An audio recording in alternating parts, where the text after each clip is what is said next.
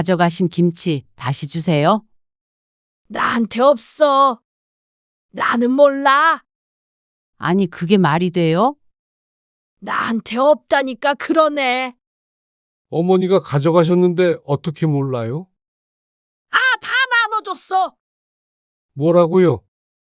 형님한테 주셨어요? 용선이 6통 주고, 한 통은 춘자 주고, 또 한 통은 건너집 주고, 또 한 통은 작은 집 갖다 줬지. 여태 그러면 어머니 안 드시고 그렇게 여기저기 나눠주신 거예요? 우리 집 김치가 맛있다고 다들 그러는데, 그러면 어떡하냐? 이번에 너무 조금해서 다 못 줬어. 오늘 이야기 속 주인공은 54세 이연숙 씨입니다. 그리고 그녀의 시어머니에 관한 이야기이죠. 이 씨에게 김장은 1년 중 가장 큰 행사 중 하나였습니다. 어쩌면 명절보다도 힘들었습니다. 하지만 워낙 김치를 좋아하고 가족들도 많이 먹어서 안 할 수가 없었습니다. 젊어서는 시어머니의 강요에 의해 했지만 나이 들어서는 스스로도 김장해야 한다는 의무감도 조금 생겼죠. 나이 들어 김장을 못하겠다는 시어머니의 김치까지 대신해서 담가줘 왔는데 혼자 사는 노인이 무슨 김치 욕심이 저렇게 많을까 생각만 해왔습니다. 하지만 그 김치들을 시누이, 시이모, 동네 사람들에게까지 몰래 나눠주고 있었다는 사실을 뒤늦게 알게 된 이 씨는 너무 화가 났습니다. 고생은 이 씨 혼자 다 하고 생색은 시모가 내고 있었습니다. 누구는 김장이 쉬워서 매년 하는 줄 아는 것인지.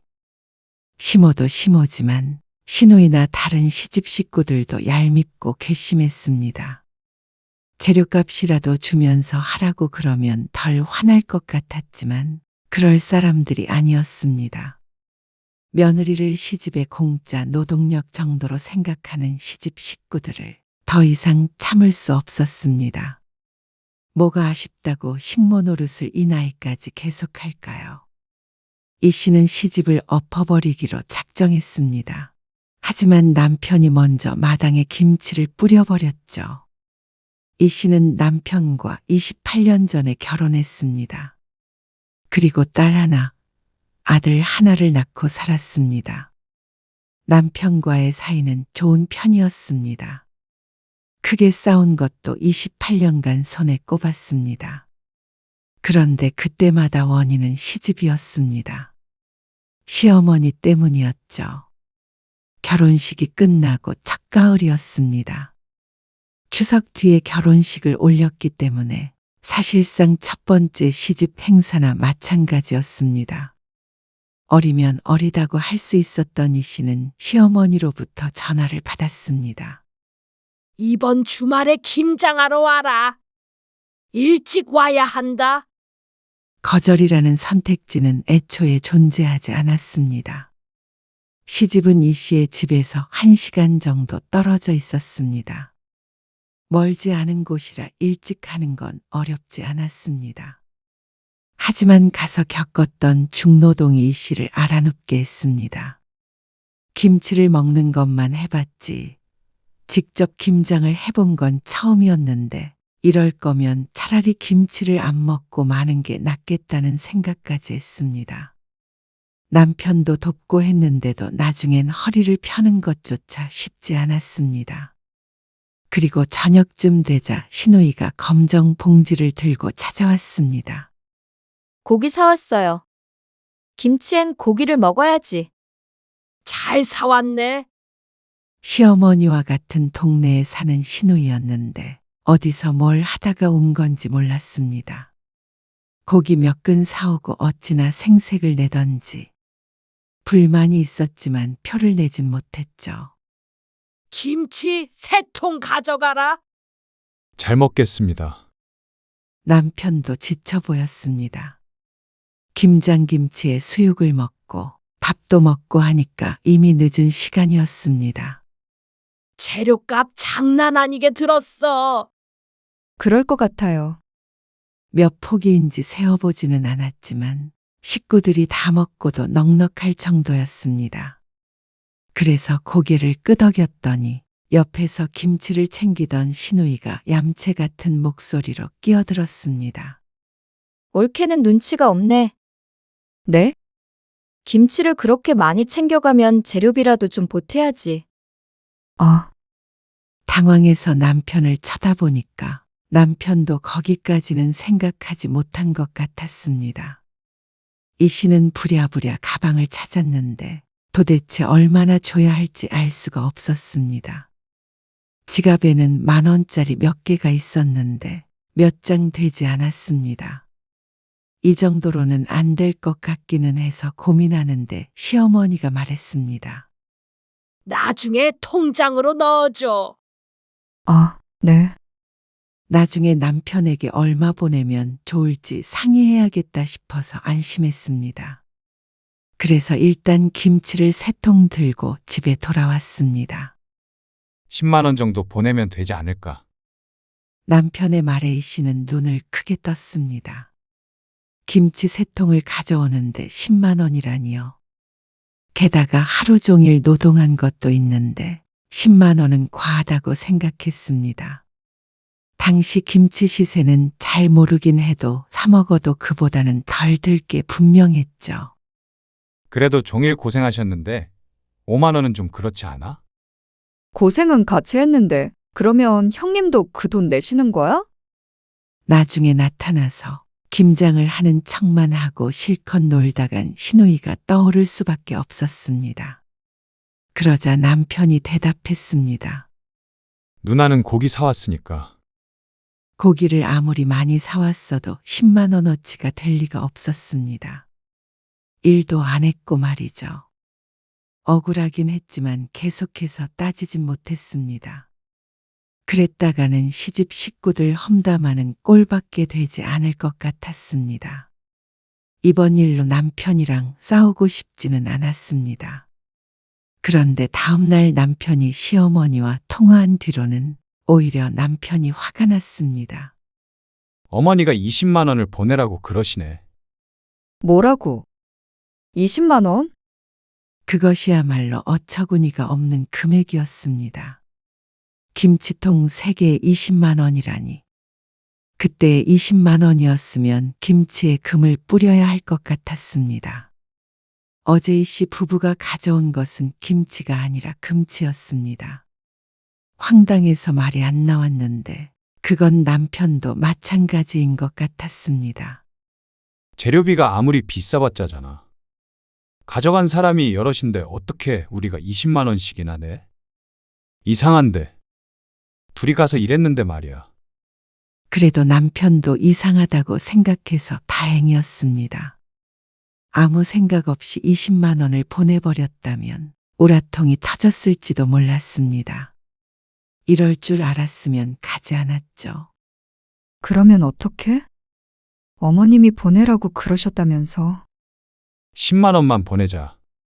어제까지는 10만 원은 과하다고 생각했는데 이제는 10만 원이 적어 보였습니다.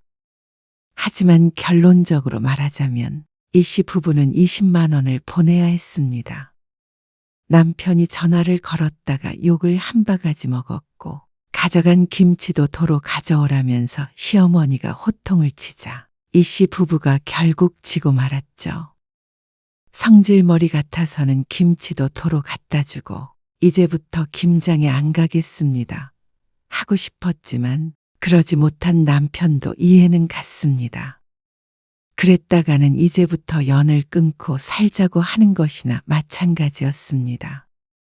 이제 막 결혼한 신혼부부가 부모와 척을 지고 산다는 게 당시로서는 크나큰 불효였죠. 그냥 20만 원 드리자. 남편은 미안한 표정을 지었습니다.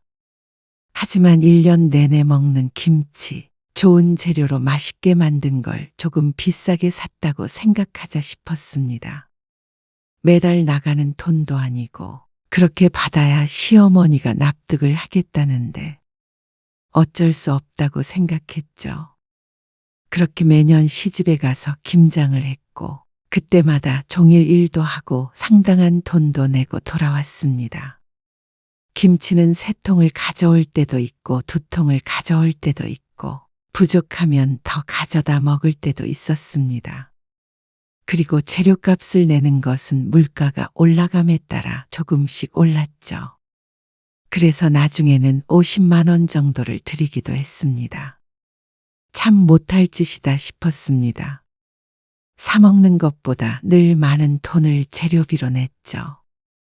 그래도 그것까지는 용돈이라고 생각하고 드리면 그렇게 아깝지는 않았습니다.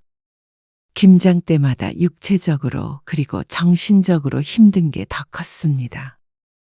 시어머니는 나이가 들수록 김장에서 손을 뗐습니다. 점점 이 씨가 도맡아서 하게 되었습니다. 그러다 보니까 김장 때마다 남편과의 불화도 있었습니다. 없을 수가 없었죠. 김장 양 좀 줄이자고 하는 말을 왜 못해? 매년 다 드신다는데 어떻게 줄여? 정말 며느리가 아니라 식모가 된 것 같아. 무슨 말을 또 그렇게 하냐? 나도 많이 돕잖아. 돕는 게 아니라 차라리 그냥 각자 집에서 먹을 만큼만 하면 안 돼? 김장을 따로 하자고? 그래. 우리도 우리 먹을 것만 하면 힘들지도 않을 것 같아. 어머님 댁에서 하면 골병 들어 죽겠어. 당신도 힘들다면서. 아, 힘든데. 어머니가 명절보다 김장을 더 중요하게 생각하시는 거 당신도 알잖아. 나는 김장에 참여 안 한다고 그래. 어떻게 그러냐고 도대체. 싸우자는 소리잖아. 이 씨가 힘들어하는 걸 이해한다면서도 시어머니에게 싫은 소리는 잘하지 못하는 남편이었습니다. 평화주의자였고 좋은 게 좋은 거라는 생각이 컸습니다. 그런 성격이 좋아서 결혼했던 것이었는데 이런 성격 때문에 싸우게 될 줄은 몰랐죠. 비슷한 일들이 수도 없이 많았습니다. 정말로 김치를 더 이상 받아가지 않겠다고 했다가 천하의 몹쓸 며느리가 되기도 했고 시어머니가 눈물바람을 하기도 했습니다. 그렇게 세월이 흘렀고 시어머니가 나이 들자 더 이상 김장은 못하겠다고 선언했습니다. 그 말을 처음 들었을 땐 마음속에서 환호했습니다. 하지만 시어머니는 그런 뜻으로 한 말이 아니었습니다. 나는 이제 더 이상 못하겠다. 힘들어서 올해부터는 너희 집에서 해. 네? 저희 집에서요? 그래? 그거 장보고 준비하고 그게 보통 일인 줄 아냐. 김치 담그다가 병들겠다. 젊어서 그렇게 내 김치 얻어다 먹었으면 이제 말년에는 시엄마한테 김치 좀 해다가 바쳐봐라. 얻어먹었다는 표현부터가 맞지 않았습니다. 언제부턴가 김장은 이 씨의 일이 되었으니 말이죠. 그런데 이 씨는 군말하지 않았습니다.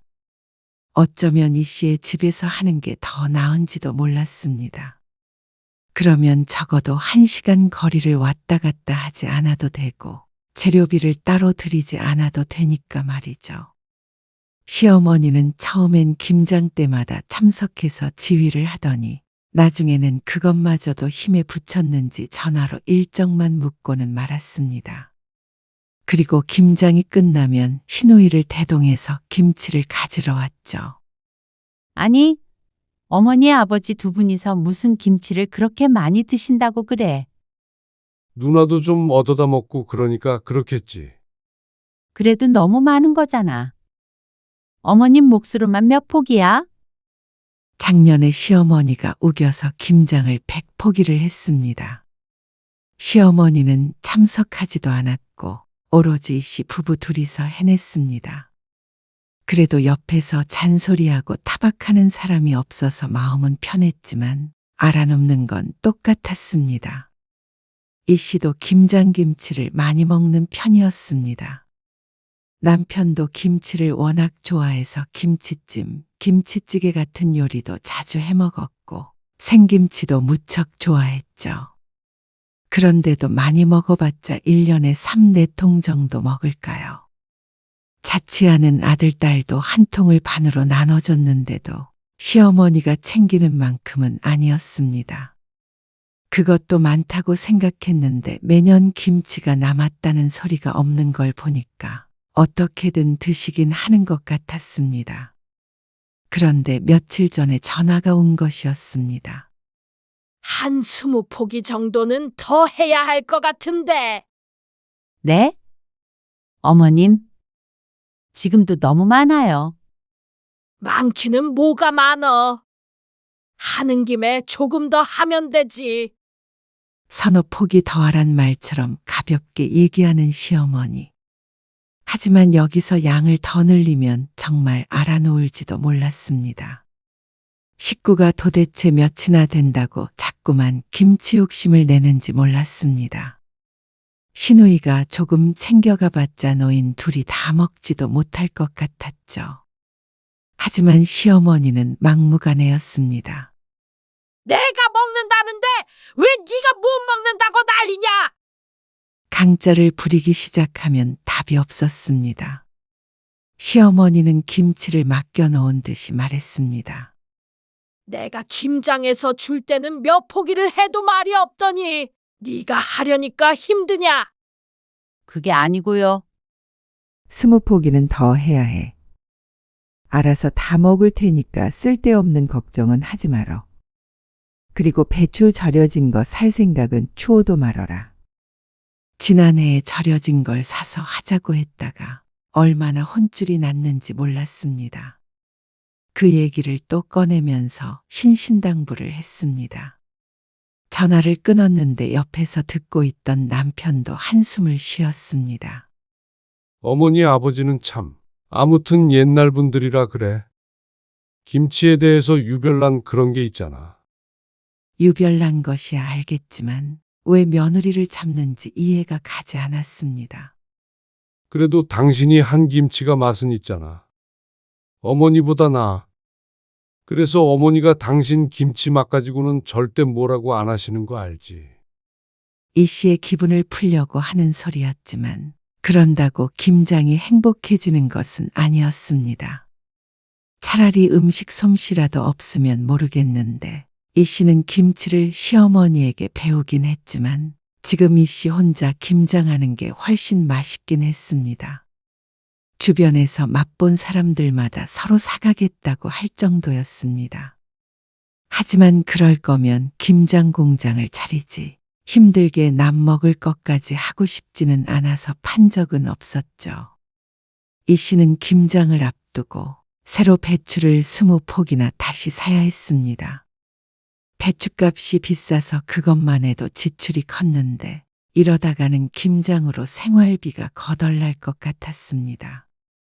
이 씨도 김치를 좋아해서 시어머니가 시키지 않아도 김장을 할 테지만 아마 시어머니가 돌아가신다면 지금 하는 것에 반해 반도 안 할 것 같았습니다. 한창 김장을 하고 있는데 시어머니에게서 전화가 왔습니다. 작년 김치는 젓갈이 너무 조금 들어갔더라고. 조금 더 넣어. 그리고 김치소를 좀 듬뿍 해. 아끼지 말고. 네. 어머님, 아이고, 내가 다리만 괜찮아도 가보는 건데. 시어머니가 온다고 도움이 되지 않았습니다. 오히려 여기에 스트레스까지 더해지니 안 오는 편이 이 씨에게는 나았습니다. 김치통 넉넉하게 있지? 지난주에 남편이 내려가서 잔뜩 가지고 왔습니다. 덕분에 작은 방엔 김치통이 한가득이었죠. 네. 넉넉히 있어요. 배추 잘 절여야 해. 안 그러면 물 나오고 맛도 없고 다 망치는 거야. 네. 잘 알게요. 내일 용선이가 김치 가지러 갈 거야. 이재희 씨도 김장의 도사가 되었습니다. 그런데도 못 믿어온 것인지 아니면 이렇게라도 참여를 하고 싶은 것인지 시어머니는 한참을 전화로 지시하고는 끊었습니다. 그런데 그렇게 전화로 끝났으면 다행이었지만 저녁이 되자 갑작스럽게 초인종 소리가 들렸습니다. 누구 올 사람 있어? 아니, 없는데. 애들인가? 혹시나 아들이나 딸이 왔을까 싶어서 남편이 문을 열어보았더니 시어머니와 시누이가 서 있었습니다. 내가 뭐 사왔게? 검정 봉지를 손에 든 시누이. 수육용 고기를 1kg 사왔다면서 해맑게 웃었습니다. 김장이 다 끝나갈 때쯤에 온 속내가 환하게 보였습니다. 얄밉지만 어쩌겠나 싶었습니다. 귀찮아서 수육은 안 하려고 고기를 안 샀는데 이왕 이렇게 된 거 다 같이 먹자 했죠. 그런데 고기를 올렸으면 한참 기다려야 하는데 배추에 속을 넣고 있는 게 안 보이는 것인지 시어머니도 시누이도 거들 생각도 안 했습니다. 곧 80이 되는 시어머니는 당연히 그렇다 쳐도 사지 멀쩡한 시누이는 앉아서 구경하다가 속을 집어먹고 완성된 김치를 손으로 계속 뜯어먹으면서 훈수를 뒀습니다. 거기는 하얀데 어디요? 거기 안쪽에 싹 들어가지고 넣어야지. 나중에 싱겁다고. 작년에도 그런 거 몇 개 있던데 그거는 올케가 한 거구나. 남편이 한 게 뻔했지만 아무 말 않고 묵묵히 계속 일을 하고 있었습니다. 나는 이래서 김장이 좋아. 너무 정겹잖아. 그리고 김장 하자마자 고기 싸 먹으면 정말 얼마나 맛있는데. 나는 삼겹살보다 그게 더 좋더라. 그래서 김장 안 하는 집안 보면 이해가 안 돼. 그러는 본인도 따로 김장을 하지 않으면서 말은 잘했습니다. 우리는 시댁도 김장을 안 해. 김치 안 좋아하면 그게 한국인이야? 그러면서 시집 흉을 보기 시작했습니다. 그리고 시어머니는 거기에 맞장구를 쳤습니다. 무슨 그런 집이 다 있냐? 그러면 김치찌개도 안 먹냐? 이 씨가 보기에는 정말 좋은 시부모였습니다. 결국 며느리한테 김장하라고 안 한다는 건데 고마운 줄 모르고 흉을 보나 싶었습니다. 아, 옳게. 한 통은 있잖아. 썰어서 담아줘. 네? 이걸 썰라고요? 한 입에 먹게 썰으라고. 갑자기 엉뚱한 요구를 하는 시누이. 세상에 김장하고 썰어서 넣는 사람이 있나 싶었습니다. 먹을 때마다 썰어야 맛있죠? 그러면 먹기 불편하잖아. 한 통만 그렇게 해줘. 한 통만. 그러면 자기가 좀 일어나서 하면 좋을 텐데 시누이는 꼭 시장에서 생선은 손질해서 달라고 요구하는 손님처럼 아주 당연하게 말했습니다. 손 하나 까딱 안 하면서 말이죠. 생전 썰어달라는 적이 없었는데 이상하다 싶었습니다. 꺼내서 도마에 놓고 써는 게 너무 불편해서 그래. 본인이 그렇다는데 이러쿵저러쿵 할 문제는 아니었지만 무척이나 귀찮고 짜증이 났습니다. 이 집 식구들은 어째서 며느리를 몸종처럼 부리려는 것인지 몰랐습니다. 이제 싹 치우자. 양념이 조금 남았고 지금 바로 먹을 한 포기를 제외하고는 모두 김치통에 담겼습니다. 허리를 펴보려고 하니까 곧장 앓는 소리가 나왔습니다. 남편도 사정이 크게 다르지 않은지 끙끙거리고 있었죠. 그 모습을 보더니 시어머니가 혀를 찼습니다. 그러니까 할 줄도 모르는 걸 뭐하러 해? 너는 네 남편을 이렇게 부려먹고 싶냐? 끊임없이 나왔던 주제였습니다. 그런데도 볼 때마다 못마땅한 것 같았습니다. 하지만 이것만큼은 이 씨도 물러날 수가 없었습니다. 만약 남편도 일을 안 시키고 이 씨만 일하게 한다면 틀림없이 엎어버릴 것이었습니다.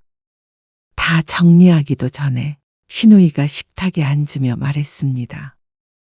얼른 고기부터 썰어봐. 저녁을 안 먹었더니 배고프네. 이것 좀 치우고요. 아, 누나는 돕지도 않고 참. 내가 이 집 며느리야? 내가 왜 도와? 남의 집 김장을. 출가 외인이라는 말 몰라? 본인은 웃긴지 깔깔거리는데 이 씨는 하나도 웃기지 않았습니다. 출가 외인이 왜 남의 집 김장에 와서 고기를 먹는 건지 이해가 안 됐죠. 애미야, 밥 좀 차려라. 대충 치우고 와. 먹고 치우면 되지. 그 와중에 밥 차리라고 성화인 시어머니와 시누이. 누가 더 밉나 대결이라도 하는 것 같았습니다. 이래서 이 씨가 차라리 혼자서 김장하는 게 편하다는 것이었습니다. 오늘 시어머니가 못 온다고 그래서 다행이라고 생각했는데 결국 결말이 똑같았습니다. 시어머니가 돌아간 뒤 이 씨는 남편과 가벼운 말다툼을 했습니다. 연례 행사나 마찬가지였습니다. 차라리 다음날 김치만 가지러 오시라고 그래. 어? 아, 어떻게 그러냐? 수십 년간 남편이 반복한 말이었습니다. 어머니한테 어떻게 그러냐. 그러는 어떻게 아내한테 이럴 수 있는지 몰랐습니다. 도대체 김장을 거진 100포기를 시키는 게 어디 있어? 식구가 여럿이라서 다 같이 김장하는 것도 아니고 나한테만 하라고 그러시는 거잖아. 나도 같이 하잖아. 억지로 그러는 거고 그것도 못마땅해 하시잖아. 나도 이제 할머니 돼도 이상하지 않을 나이야. 허리도 아프고 무릎도 아프고 무갈다가 손목 나가게 생겼어. 그런데 밥 차려라, 고기 삶아라, 김치는 이렇게 해라, 저렇게 해라. 당신이 가만히 있으니까 더 그러시는 거잖아. 나라고 좋아서 듣고 있어. 그러면 그게 노인네 낙이라는데 어떡해? 이래서 늘 싸우는 것이었습니다. 효자 남편은 나이 든 어머니 충격이라도 받을까봐 할 말도 제대로 못했죠. 그나마 김장을 적극적으로 도와서 여태 참고 했던 것이지 남편이 예뻐서가 아니었습니다. 김장은 지긋지긋했습니다. 온 나라가 김장 때문에 떠들썩한데 솔직히 이 씨는 김치는 사 먹어도 그만이었습니다. 물론 김장김치를 좋아하기는 했지만 이 정도의 대가를 치러야 한다면 맛은 어느 정도 포기해도 될 것 같았습니다. 그리고 왜 아무도 재료값을 안 주는 거야? 재료값. 우리 마지막에 재료값 얼마 냈는지 기억 안 나? 김장은 10년 전에 가져왔는데 당시에 고춧가루가 비싸다면서 50만 원을 내놓으라고 했던 시어머니.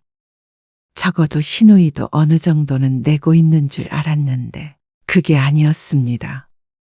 시어머니도 이 씨가 아무 말도 안 하니까 김장비에 보태라고 10원 한 장도 주는 법이 없었습니다. 시누이는 또 고기 사왔으니까 퉁지자는 식이었습니다. 예전과는 또 달라서 100포기를 담그려면 그 비용도 어마어마했습니다. 그런데 돈 많이 들지 않았냐 하는 인사치레조차 하지 않았습니다. 수고했다는 말 한마디도 말이죠. 이러니까 이 씨도 부하가 날 수밖에 없었죠. 그런데 정말 기가 막힌 일은 이듬해, 그러니까 작년에 일어났습니다. 이 씨는 추석이 지나고 한 달쯤 돼서 수술을 했습니다. 자궁근종을 제거하는 수술이었는데 그 때문에 5일 동안 입원해 있었습니다. 그래서 이번에 김장을 해야 되나 말아야 되나 남편과 상의를 하고 있을 때였습니다. 지난해 김치는 다 먹었지만 그래도 건강을 생각해서는 올해는 건너뛰자고 남편과 이야기를 하고 있었죠. 그런데 그걸 귀신같이 알고는 시어머니가 전화했습니다. 올해 김장 할 만하냐? 아, 올해는 힘들 것 같아요. 몸도 별로 안 좋고 그래서요. 그러냐? 그럼 한 일주일 미뤄서 하면 낫지 않냐? 아, 애들 아빠가 올해는 건너뛰자고 하네요. 뭐? 걱정하는 듯이 말을 하던 시어머니는 김장을 건너뛴다는 소리에 펄쩍 뛰었습니다. 세상에 김장을 안 하고 지나가는 법이 어디 있어? 시어머니는 극단적으로 표현하자면 차례는 안 지내도 김장은 무조건 해야 하는 사람이었습니다. 그러면 1년 동안 김치는 어떻게 하자는 거야? 맨 밥만 먹냐? 어떻게 김장 한 번 안 했다고 맨밥만 먹는다는 것인지, 수술한 지 얼마 안 된 며느리보다 본인 밥상이 걱정인 모양이었습니다.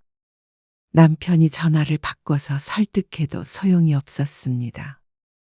올해는 한 150포기 하려고 했는데 무슨 말을 하는 거야? 상식적이지 못한 말에 기가 차서 헛웃음만 나왔습니다. 김치를 내다 팔려는 것도 아니고 왜 김장 양을 해마다 늘리지 못해서 안달인지 몰랐습니다. 그렇게 어떻게 해요? 집사람 몸도 안 좋은데 그 많은 김치 다 담그다가는 쓰러져요. 남편조차 이 씨의 편을 들었죠. 그러니까 시어머니는 더 난리가 났습니다. 그럼 누가 해? 내가 하리? 며느리가 돼가지고 여든먹은 시엄마가 허리 굽히고 김장하는 꼴을 봐야 된다고 그래? 어머니, 이번만 좀 안 하면 어떻게 돼요?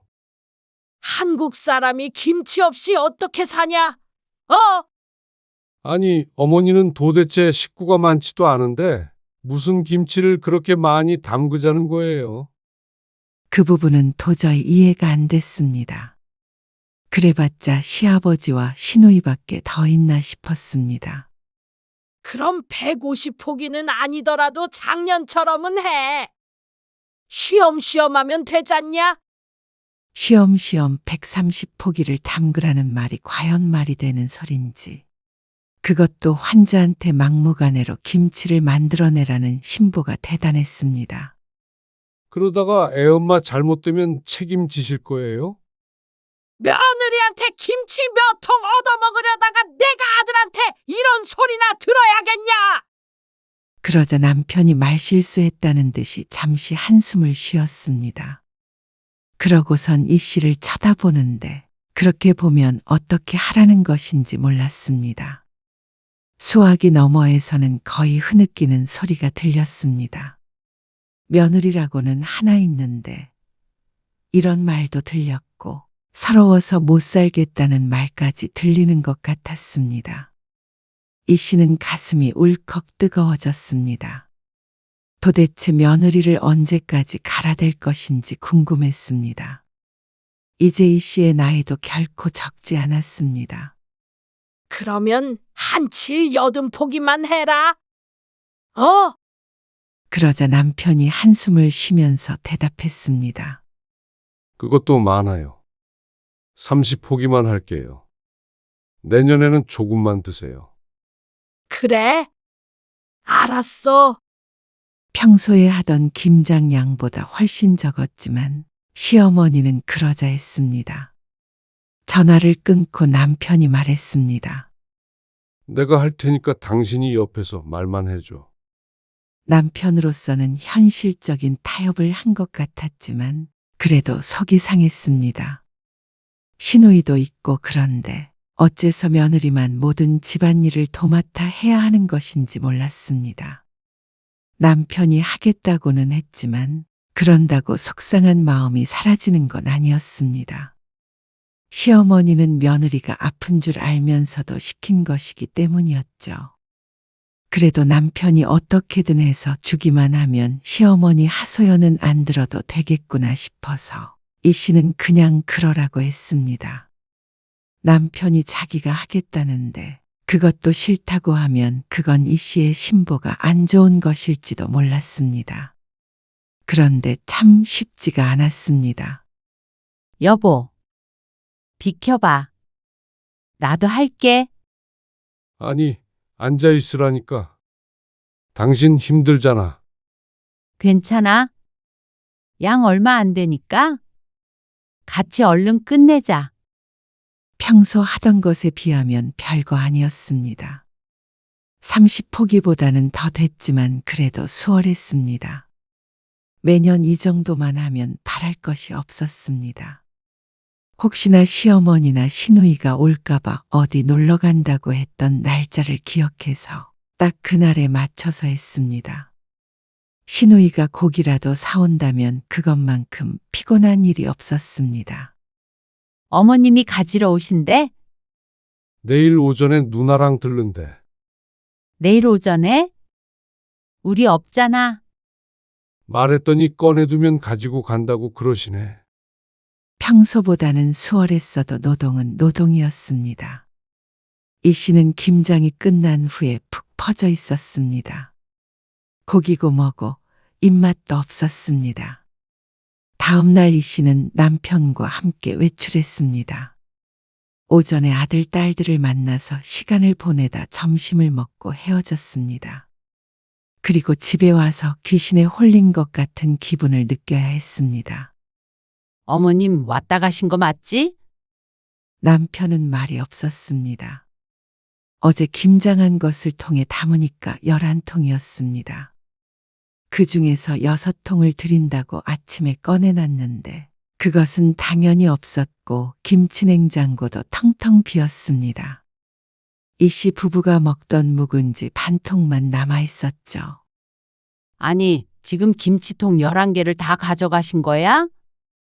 오전에 비밀번호를 물어보기에 일러주었는데 잘 가져가겠다 어쩌겠다 하는 말도 없었습니다.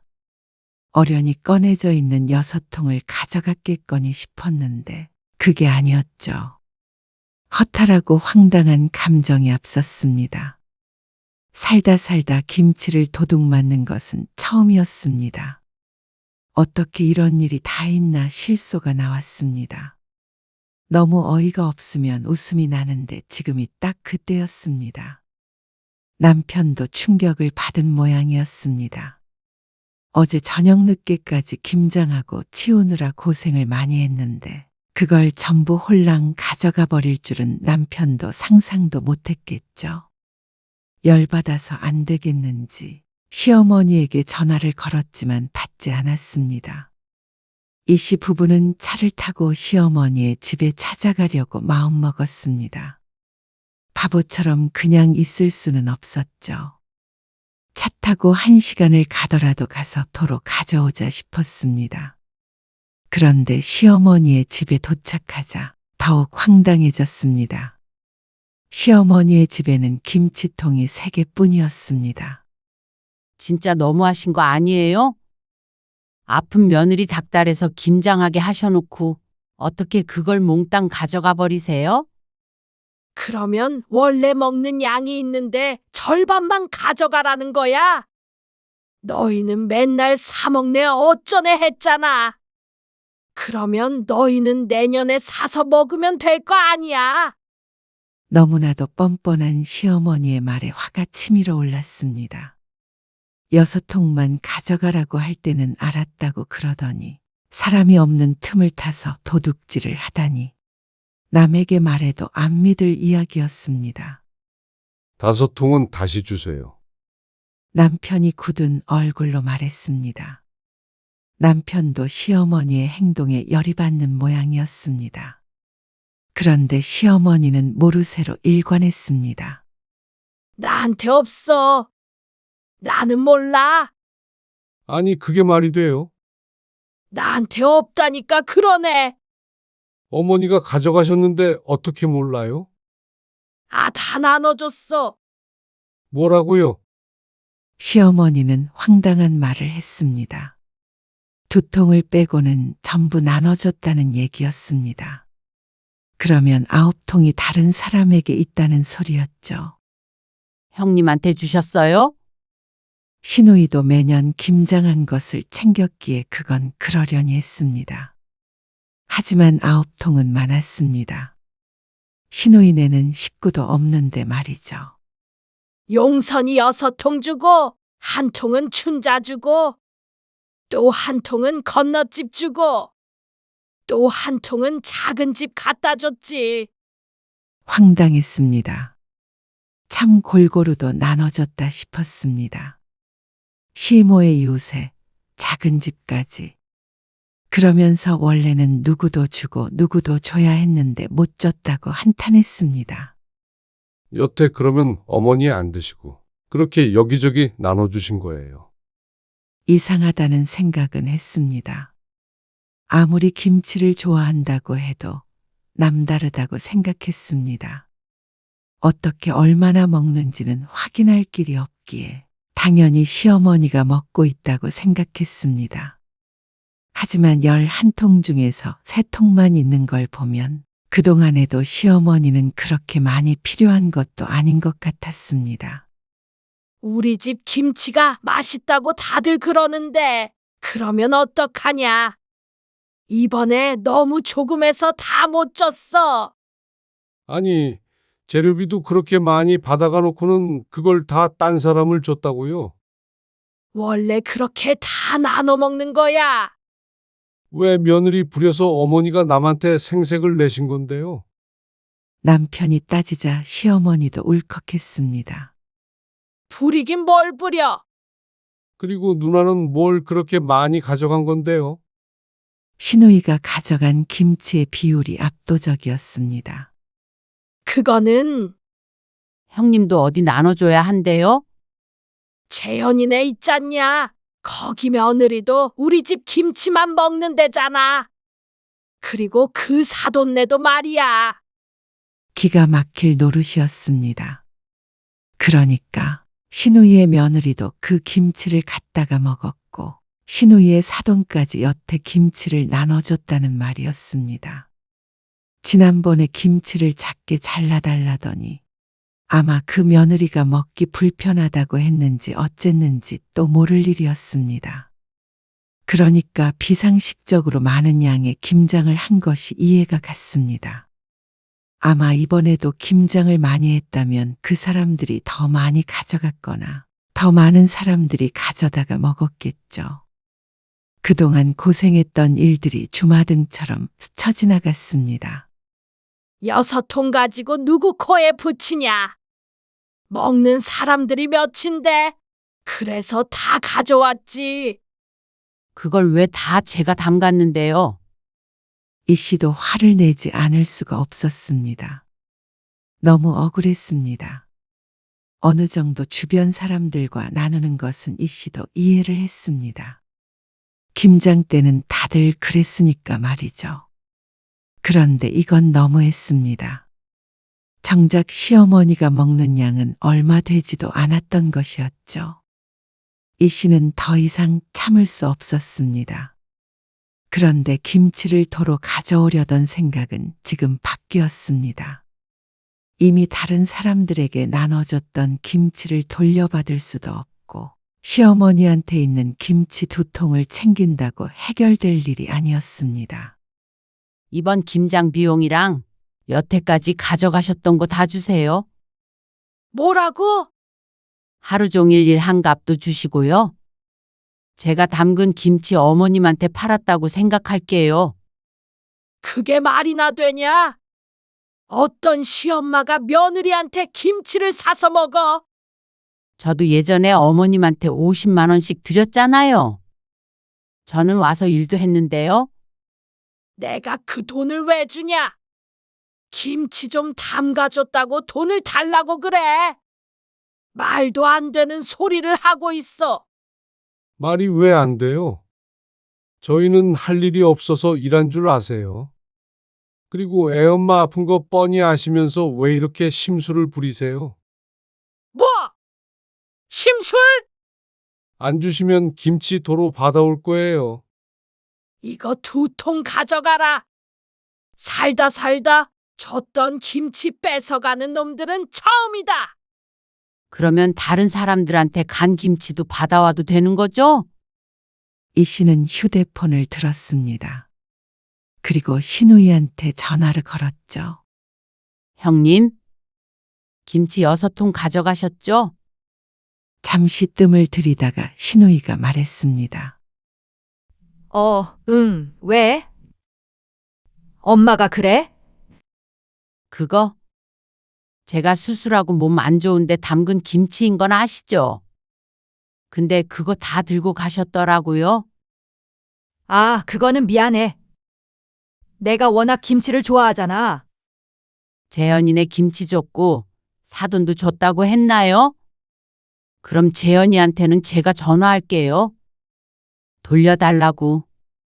그리고 재현이 장모님 번호도 제가 받아야 해요? 아니면 알려주실래요? 그러자 신우이가 당황했습니다. 아니, 나는 엄마가 가져가라길래. 내 몫은 줄게. 애들 준 것까지 어떻게 뺏어? 전부 다 돌려주시거나 50만 원 주세요. 뭐? 50? 김치 6통에 50만 원 받는 사람이 어디 있어? 저는 3, 4통 먹어도 50만 원씩 냈었어요. 10년 전에도요. 아니면 재현이랑 통화할게요. 아, 알았어. 주면 되잖아. 그리고 내년부터 김장 안 합니다. 이제 사서 드세요. 그렇게 전화를 끊으니까 시어머니가 폭발 직전의 표정을 하고 있었습니다. 너 이게 뭐 하는 짓이야? 내년부터는 저희 먹을 거만 할 거예요. 어머님도 드시고 싶으시면 형님이랑 같이 담그시던가 사서 드세요. 참고로 제 김치는 한 통에 10만 원이에요. 그러자 시어머니는 이 씨에게 삿대질을 했습니다. 시엄마한테 눈을 동그랗게 뜨고 그런 말을 해. 내가 이러고도 살아야 하냐? 어머니, 이번에는 정말 어머니가 너무하셨어요. 평소 같았으면 이쯤에서 부모에게 져줬을 남편은 이번 일도 충격이 큰 듯 했습니다. 남편마저도 이 씨의 편을 들자 시어머니가 자리에 주저앉았습니다. 김치 좀 가져갔다고 사람을 이렇게 대할 수가 있냐? 어머님, 그동안 제가 한 김치 다 합치면 작은 김치 공장 하나는 차려도 돼요? 제가 손목 나가고 허리 나가면서 담근 김치로 어머님 체면 세우는 거 그만하세요. 올해 김치는 그냥 드세요. 대신 이게 마지막이에요. 시어머니한테까지 그 돈을 다 받고 싶었지만 나이든 시부모에게 너무 가혹한 것 같았습니다. 하지만 이 씨가 시어머니에게 할 수 있는 최고의 복수는 바로 이것이었습니다. 그토록 좋아하는 김치를 더 이상 주지 않는 것이죠. 누가 김치 안 주면 못 산다냐? 주지 말아라. 여우 같은 것. 시애미가 나이 드니까 이때다 싶지. 이렇게 날 무시하고도 네가 사람이야? 심보를 못되게 먹으니까 병이 나는 거야. 나쁜 년. 다신 찾아오지 마. 못된 심보 때문에 아파서 수술한 거라는 말에 이 씨도 놀라서 쳐다보았습니다. 아무리 화가 나도 어떻게 그런 말을 할 수가 있는지 굳어있는 이 씨 옆을 남편이 지나쳤습니다. 이것도 그냥 드시지 마세요. 남편이 차갑게 말한 후에 김치통을 열어냅다 마당에 던져버렸습니다. 그러자 마당에 빨간 국물이 흘러내렸죠. 너! 이게 무슨 짓이야? 그리고 그렇게 말씀하셔도 다시 올 일 없어요. 시어머니는 악을 쓰면서 화를 냈습니다. 남편도 그 모습을 보더니 질린다는 듯 고개를 절레절레 흔들었습니다. 그런 시어머니를 뒤로하고 이 씨와 남편은 대문을 나섰습니다. 어쩐지 배가 싸하게 아픈 것 같아서 부여잡자 남편이 놀랐습니다. 괜찮아, 당신? 요 며칠 김장하느라 고생을 했더니 배가 당기는 것 같았죠. 앞으로는 김장 같은 거 다 때려치우자. 남편은 질린 표정이었습니다. 그래도 며느리가 김장은 해야 하지 않겠냐 하던 남편이 어느새 변했죠. 내가 하고 싶을 때 하고 안 하고 싶을 땐 안 할 거야. 만약에 해도 당신이랑 나 그리고 애들 먹을 만큼만 조금 해야지. 이 씨도 이 씨가 담근 김치가 맛있었습니다. 남 안 주고 우리 식구 먹을 만큼만 한다면 즐거운 마음으로 할 수 있을 것 같았습니다. 그동안 담갔던 김치가 엉뚱한 사람들 뱃속으로 들어갔다는 사실은 너무 억울했지만 그래도 앞으로는 이런 일이 죽을 때까지 없을 것이었습니다. 얌체 같은 시집 식구들 식모 노릇 하는 것 말이죠. 그날 저녁 신우이가 전화를 해서 이 씨를 욕했습니다. 50만 원도 보냈는데 시어머니 집을 쑥대밭으로 만들어 놨다며 이 씨를 악귀 취급을 했습니다. 그러자 남편이 전화를 가로채서 대꾸했습니다. 누나 집에도 가서 거실에 쏟아줘? 아니면 재현이 집에 가야 해? 그러자 신우이 입이 꾹 다물렸습니다. 돈 내고 깔끔하게 끝낸 걸 다행으로 여겨. 내가 지금 50만 원이 아니라 몇 년치를 받아야 될까 고민 중이니까 말이야. 신우이는 대답이 없었고 남편은 그냥 전화를 끊어버렸습니다. 내가 하고 싶은 말을 대신 해주니까 10년 묵은 체증이 내려가는 기분이었습니다. 진작에 이렇게 나서줬다면 한 20년은 고생을 덜 했을 텐데 하는 아쉬움은 들었습니다. 하지만 이제라도 이렇게 정신을 차린 게 어딘가 싶었습니다.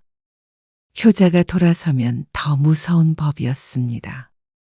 그리고 올해 들어 며칠 전 이 씨는 배추를 20포기만 사서 김장을 했습니다. 남편과 둘이 아주 능숙하게 했죠.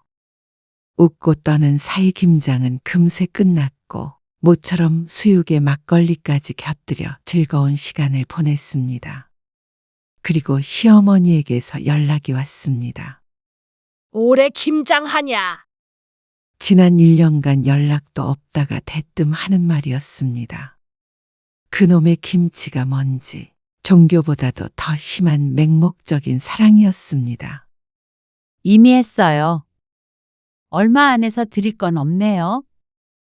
시어머니는 사먹는 건 입맛에 안 맞다며 하소연했습니다. 그 난리 이후에도 김치 소리가 나오나 보다 하고 신기한 마음이 들었습니다. 내가 미안했다. 아니에요. 앞으로는 그런 일 없을 텐데요. 뭘? 시어머니는 사과했고 이 씨는 더는 신경 쓰지 않았습니다. 다만 앞으로 시집 식구들을 위해 김장하는 일은 없을 거라는 건 확실했죠. 그러니까 시어머니의 연락도 대수롭지 않게 받을 수 있었습니다. 요새 김치 사서 먹는 것도 맛있대요. 그러면서 이 씨는 덧붙였습니다. 저는 제 김치가 맛있긴 하지만요. 시어머니는 아무 말도 하지 않았고 이 씨는 안부 인사를 하고 전화를 끊었습니다. 홀가분했습니다.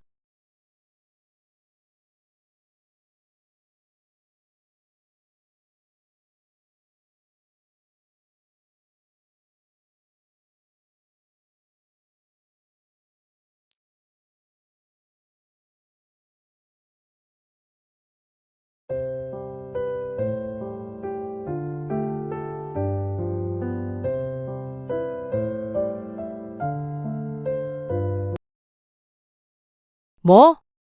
남이라고? 남의 집이라고 한 거 서운하셨으면 죄송해요. 근데 남은 남이잖아요. 부모가 집에 와도 못 자게 해? 부모 집에 와도 하룻밤도 안 자고 가? 그게 무슨 가족이야? 어? 정말 햄이 네 말대로 남남이 맞는 것 같다. 그래. 그렇게 살자. 어머니, 왜? 그렇게 살고 싶은 거잖아. 그렇게 불편하고 싫으면 뭐 하러 왔어? 시부모가 그렇게 싫으면 보지 말고 살아? 그냥 자식 생각도 좀 인정해 주실 수는 없는 거예요? 이렇게 사람을 몰아붙이시면 저희가 어떻게 오겠어요? 그래. 그러니까 오지 말어. 남이라고 생각하고 살자. 그리고 진짜 남들한테 물어봐. 너희 같은 애들이 있는지. 오늘 이야기 속 주인공은 68세 나연숙 씨입니다. 그리고 그녀의 아들과 며느리에 관한 이야기이죠. 나 씨는 말년에 자식과의 관계가 이렇게 될 줄은 몰랐습니다. 아들이 하나이기 때문에 며느리도 보고 손주도 두업 보고 그렇게 평범하게 살아갈 거라고 생각했습니다. 명절 때 같이 시간을 보내고 맛있는 음식이 있으면 보내주기도 하며 서로가 아플 땐 전화로 걱정해 줄 수 있는 그런 가족으로 말이죠. 많은 걸 바라지 않았습니다. 하지만 아들이 결혼하고 얼마 되지 않아 그건 그저 꿈 같은 상상일 뿐이었다는 걸 깨닫게 되었습니다. 며느리가 있는 한 그럴 수 없었습니다. 남편의 부모를 남이라고 생각하고 부모가 방문하는 것도 자신들이 부모 집에 방문하는 것도 질색하는 그런 며느리였습니다. 명절에도 밥만 먹고 굳이 그 먼 길을 돌아가겠다고 고집을 피우던 며느리. 아무리 시부모가 불편하고 싫어도 가족으로서 가까워지려는 시도조차 사치스럽다는 듯이 굴었습니다. 그리고 아들도 그런 며느리를 따라 변해갔습니다. 시부모와 며느리가 남남인 건 그렇다 치더라도 아들과 나씨는 부모 자식이었는데 말이죠. 그렇다면 나씨도 아들 며느리를 내 가족으로 끌어안고 살아갈 이유가 없었습니다. 그렇게나 싫다는데, 남이라는데, 정말로 남처럼 살아주고자 했습니다. 나씨는 아들이 하나 있었습니다. 좋은 대학을 나와서 괜찮은 직장에 취직도 했습니다. 결혼만 잘하면 된다고 생각하던 찰나에 아들이 며느리감을 데리고 왔습니다. 같은 직장인데 연봉은 아들보다 높다고 들었습니다. 그렇게 생각하고 보니까 며느리가 무척 똑똑하고 똑부러져 보였죠. 아들은 30 중반에 결혼했습니다. 손주도 보고 아들 며느리와 알콩달콩 살 생각에 들떴었습니다. 집에 언제 한번 안 오냐? 그런데 결혼한 지 시간이 좀 지났는데도 나씨는 아들 부부를 보질 못했습니다. 특별한 행사가 있었던 것은 아니었지만 그래도 결혼한 지 얼마 안 되었으니 종종 내려오긴 할 줄 알았는데 말이죠. 나씨의 집은 아들네와 차 타고 3시간 걸리는 곳이었습니다. 가까운 곳은 아니었지만 한적하고 좋은 동네니까 주말에 쉬러 온다고 생각하고 한 번씩 오면 좋을 것 같다고 생각했습니다. 바빠서요. 주말에도 바쁜 회사가 어디 있어? 나씨의 말에 아들이 멋쩍은 듯 대답했습니다. 평소에 바쁘니까 주말에는 집에서 쉬고 싶어서 그래요. 내려가려면 운전만 왕복 60가는 해야 하잖아요. 그러니까 토요일 아침에 와서 푹 쉬다가 일요일 저녁에 올라가면 되잖냐? 밥도 다 해주는데 혜미도 와서 쉬라고 해. 나씨는 며느리를 부려먹을 생각이 눈꼽만큼도 없었습니다. 남의 집 귀한 자식을 설거지나 시킬 수는 없었습니다. 그러라고 사돈네가 며느리를 그렇게 공부시킨 것이 아닐 테니 말이죠. 그래도 불편하죠.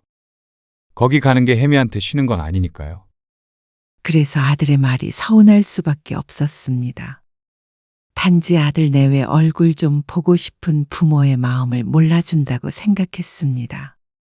매주 오라는 것도 아니었고 가끔은 얼굴을 비춰주라는 말이었는데 말이죠. 알았다. 나중에 명절에 실컷 보면 되지. 애써 그렇게 위안했습니다. 설마 하니 명절 때도 안 올까 싶었죠. 그런데 명절이 문제가 아니었습니다. 앞으로도 아들네를 볼 일이 거의 없어졌습니다. 뭐? 어딜 간다고? 싱가포르요. 청천벽력 같은 소리였습니다. 회사 일로 둘이 같이 싱가포르에 나가 살겠다는 말을 했습니다. 전혀 예상도 못한 일이었죠. 언제까지? 아직은 잘 몰라요. 일단 3년이긴 한데 회사 사정에 따라서 더 있을 수도 있고요. 뭐? 그러면 애는 언제 낳고? 아들 나이가 있는데 싱가포르에 가서 허송세월 보내다가 오면 40이 될 수도 있다는 말이었습니다. 애는 천천히 가질 생각이라. 그것 때문에 안 가진 않죠.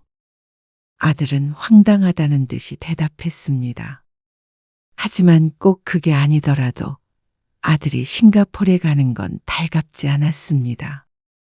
같은 나라에 있는데도 이렇게 못 보는데 도대체 그 먼 곳으로 가면 언제 볼 수 있다는 건지 몰랐습니다.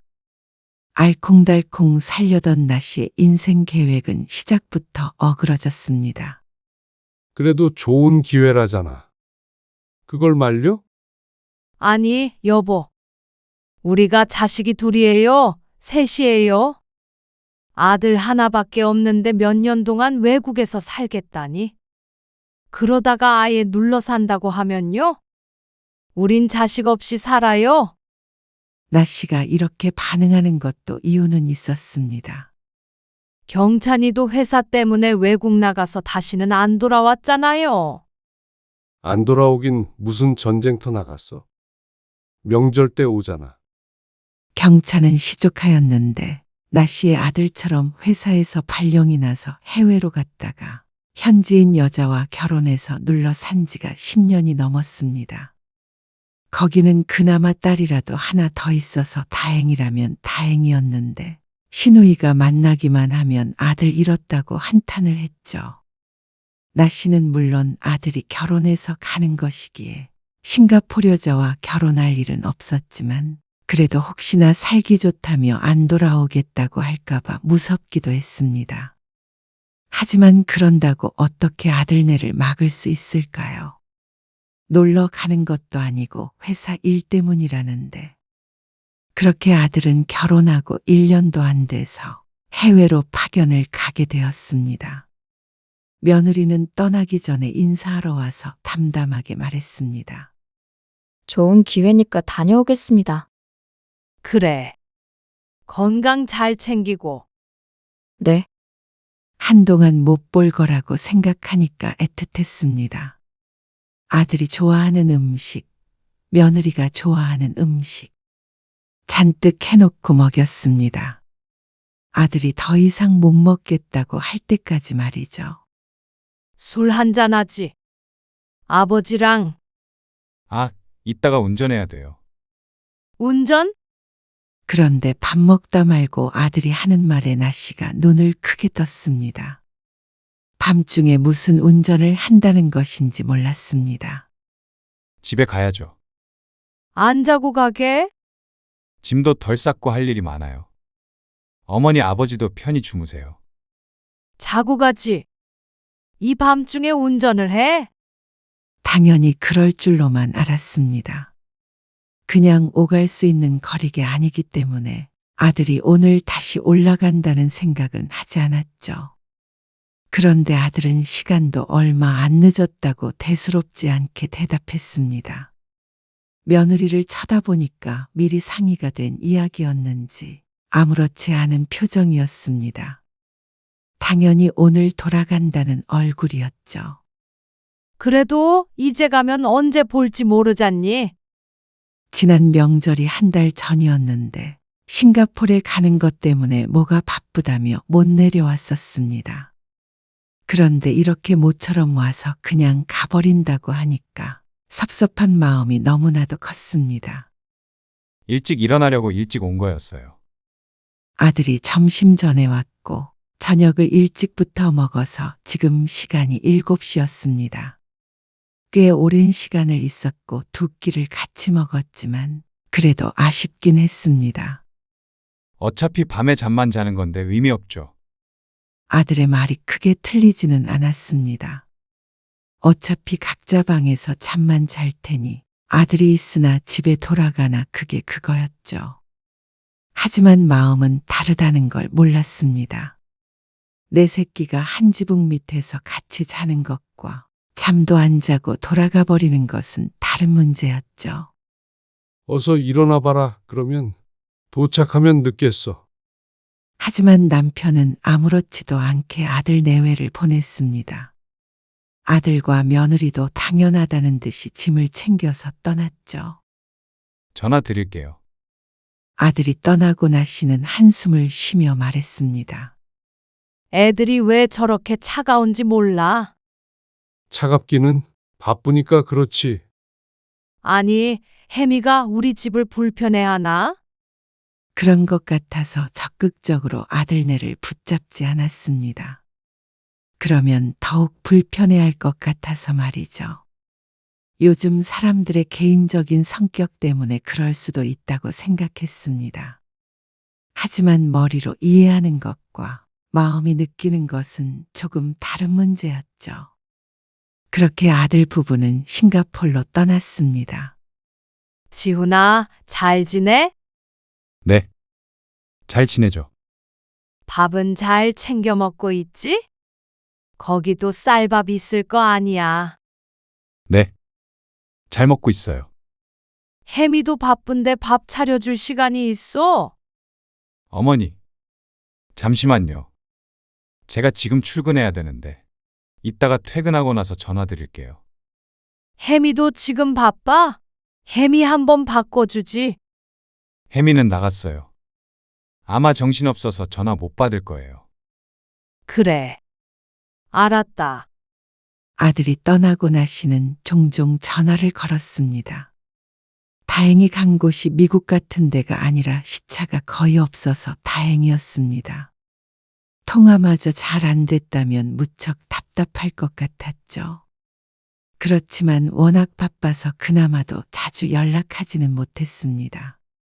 전화할 때마다 늘 나중에 전화하겠다, 바쁘다. 그러다 보니까 나 씨도 전화하는 게 조금 조심스러웠죠. 그날 저녁 아들에게서 다시 전화가 걸려왔습니다. 나 씨는 아들 번호를 보고 반색하며 전화를 받았습니다. 지훈아, 퇴근했어? 네. 식사하셨어요? 네 아버지랑 밥 먹었지. 너희는? 뭐 좀 해먹고 그래? 해먹는 건 아니고요. 혜미는 아직 퇴근 안 했는데 퇴근길에 뭐 좀 사온대요. 그래도 일하려면 밥심이 있어야 하는데 간단하게라도 좀 해먹지. 여기서 뭐 택배라도 붙여줄까? 아니요. 여기서도 한국식 재료 다 구할 수 있어요. 그냥 시간 없고 힘들고 그러니까 사 먹는 거죠. 걱정 마세요. 잘 챙겨 먹고 있어요. 이제는 이렇게 아들과 통화하는 게 나 씨의 낙이었습니다. 어쩌면 아들이 한국에 있을 때보다도 더 자주 연락하게 되는 것 같았습니다. 그게 유일한 장점이라면 장점이었죠. 그리고 가끔 며느리의 목소리도 듣고 싶었습니다. 잘 지내고 있는지, 별일은 없는지. 아들은 무뚝뚝해서 통화가 길게 이어지질 못하기 때문에 며느리랑 제잘제잘 수다를 떨며 싱가포르에 관한 이야기도 듣고 싶었죠. 혜민이? 아, 네. 어머님, 안녕하셨어요. 너는 별일 없지? 일하느라 힘들겠어. 그래도 일인데요. 뭘? 잠시만요. 지훈 씨 바꿔드릴게요. 그게 아니라 나 씨는 며느리와 통화하고 싶었던 것인데 며느리는 꼭 이렇게 인사를 하고 얼마 안 돼서 아들을 바꿨습니다. 처음 한두 번은 우연이려니 했지만 매번 반복되자 나 씨는 서운한 마음이 들었습니다. 며느리가 쌀쌀맞거나 무리하게 구는 건 아니었지만 나와의 대화를 피하나 싶은 느낌이 들었죠. 혹시 내가 뭘 잘못했나? 스스로에게 물어봤자 돌아오는 대답은 없었습니다. 물리적인 거리가 멀어지니까 당연히 심리적으로도 거리를 두게 되는 게 싶었습니다. 그러다가 한참 후에 아들 부부가 휴가차 일주일간 한국에 들어온다는 소식을 들었습니다. 한 달 전부터 들떠 있었습니다. 아들이 살던 집은 월세를 주었기 때문에 당연히 며칠은 나 씨의 집에서 머물 것이라고 생각했습니다. 그래서 이불 빨래도 새로 하고 베개도 새로 샀습니다. 그런데 막상 들어온 아들 내외는 일주일 동안 바깥 사돈 명의의 작은 아파트에서 머물겠다고 했습니다. 지난달에 만기였는데 저희 왔다 가면 다시 새 놓으신다고 비워두셨대요. 물론 아들 내외를 위해서 머물 곳을 마련해 준 건 감사한 일이었지만 굳이 그럴 필요가 있을까 싶었습니다. 절반은 나 씨의 집에서 절반은 사돈네서 자면 될 일인데 말이죠. 그러면 우리 집에는 언제 올 거야?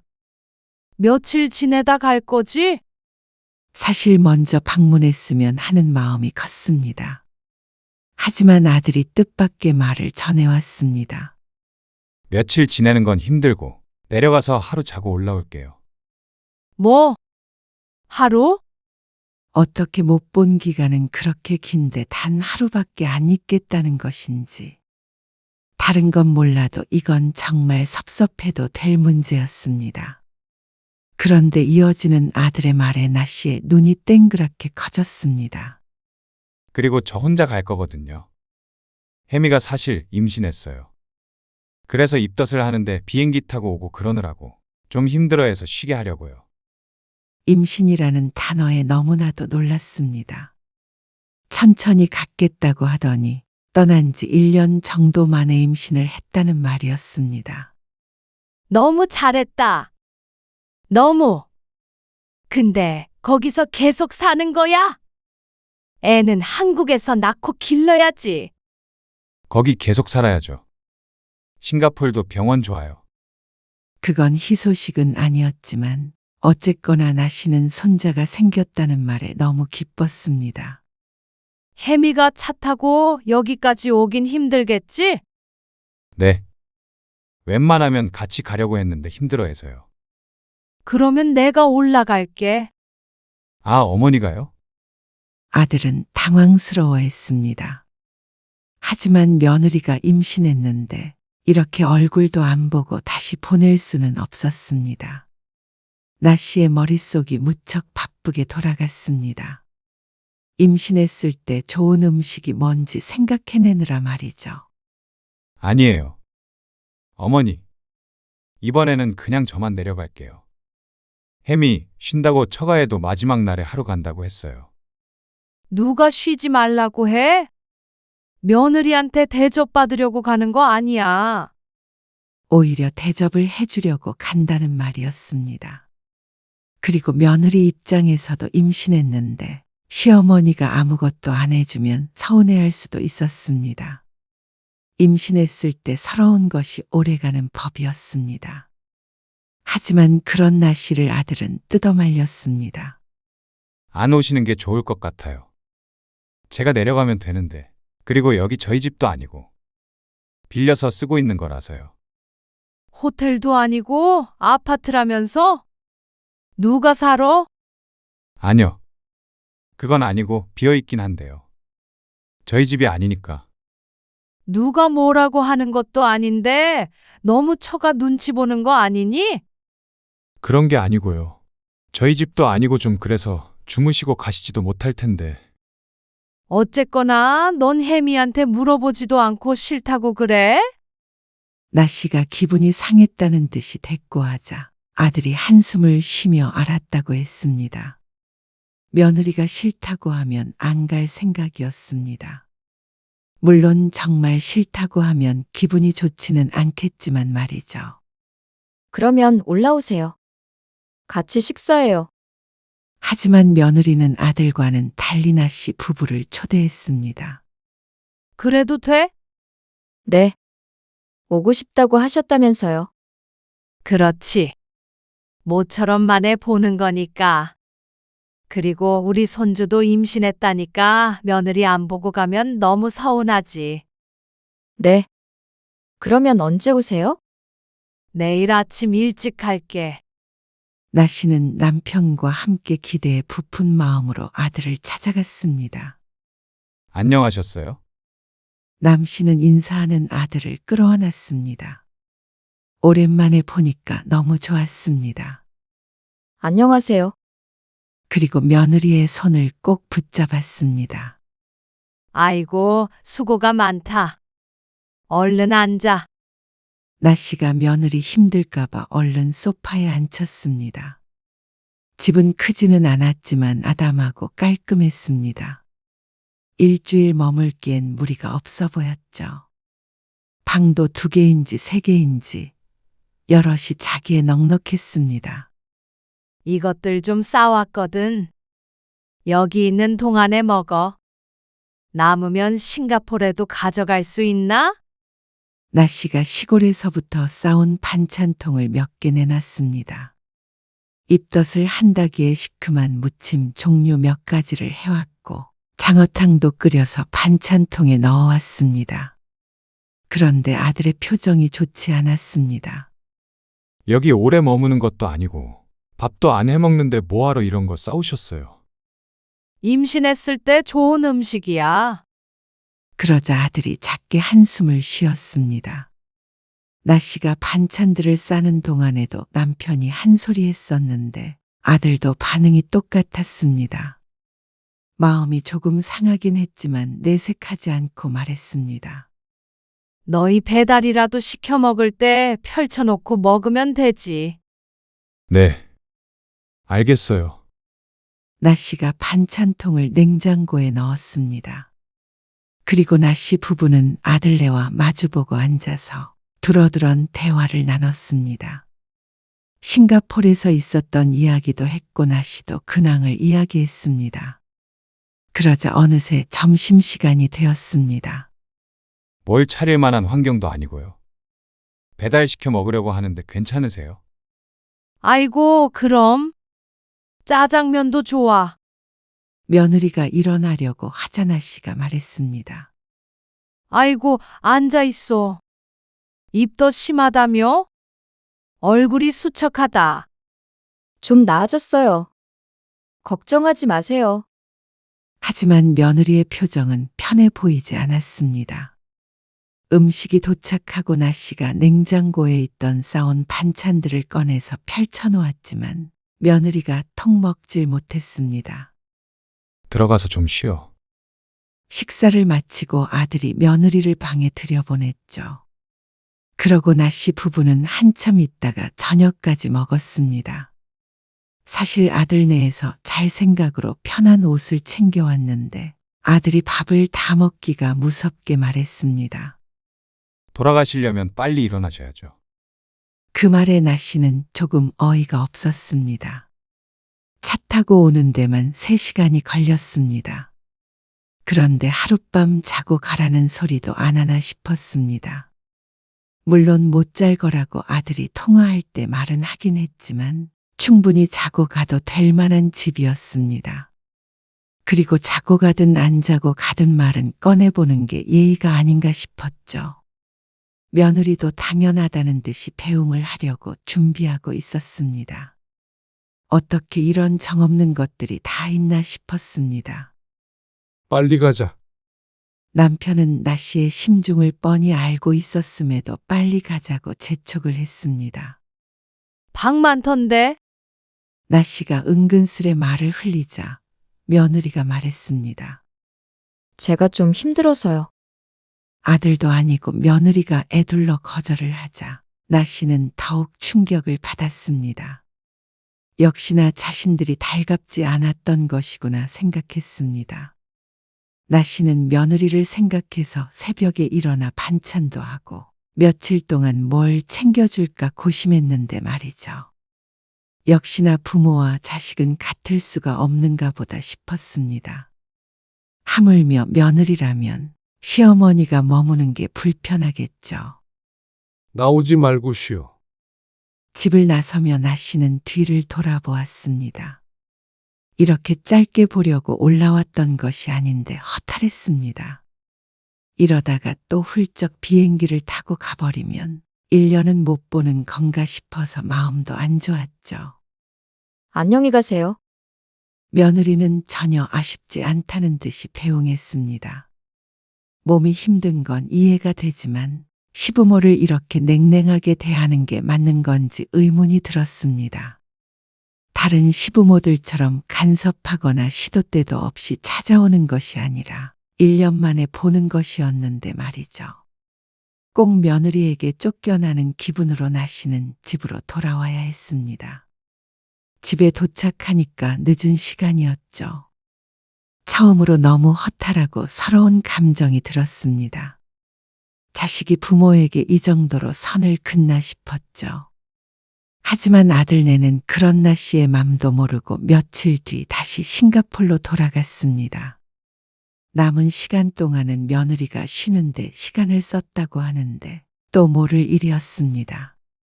처가에 가 있었을 수도 있었죠. 시간은 흘렀고 며느리는 싱가포르에서 출산했습니다. 그리고 나 씨의 상사병은 날로 심해져 갔습니다. 혜민이? 애기 잘 있어? 네. 잘 있어요. 잘 지내셨어요? 우리는 잘 지내지. 잠시만요. 지훈 씨 바꿔드릴게요.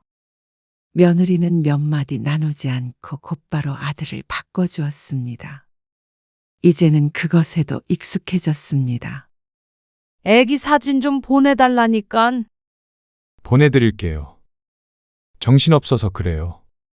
나 씨는 아들이 보낸 사진 속 아기를 보며 미소 지었습니다. 휴대폰 화면을 쓰다듬으면서 얼굴을 들여다보았습니다. 아들이 하루빨리 돌아오길 바라는 마음이 더 간절해졌습니다.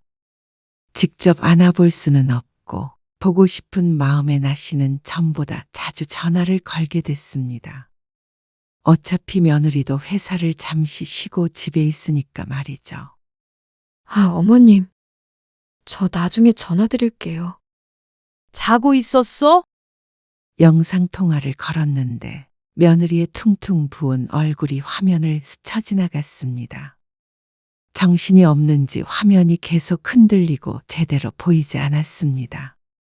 우리 은호도 자니? 얼굴 한번 보여줘. 어머님. 제가 잠을 2시간밖에 못 잤거든요.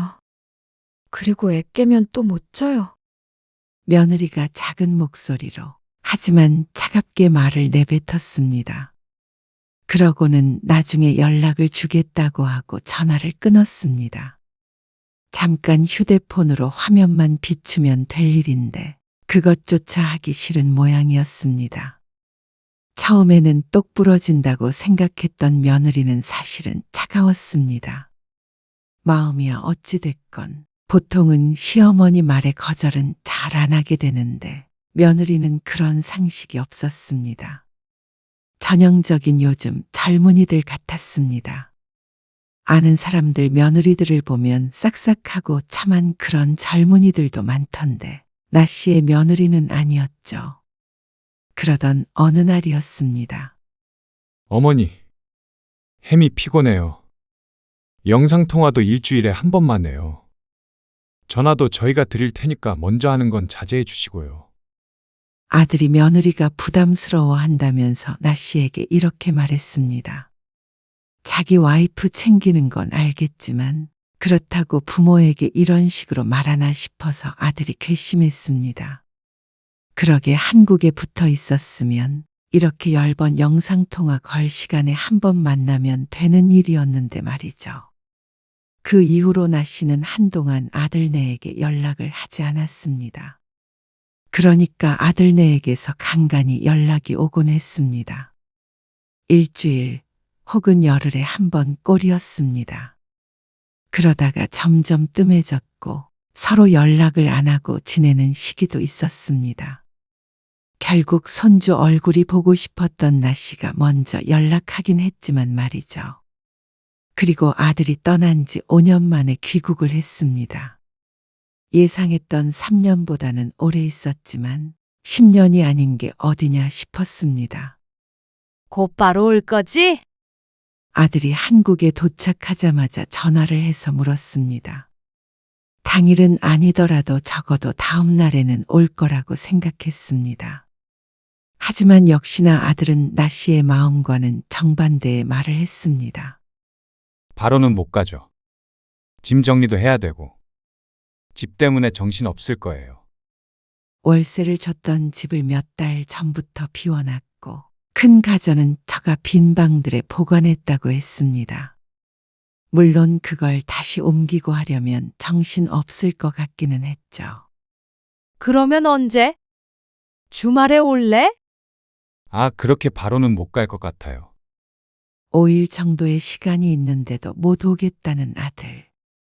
그러면 언제쯤 올 수 있는 것인가 싶었습니다.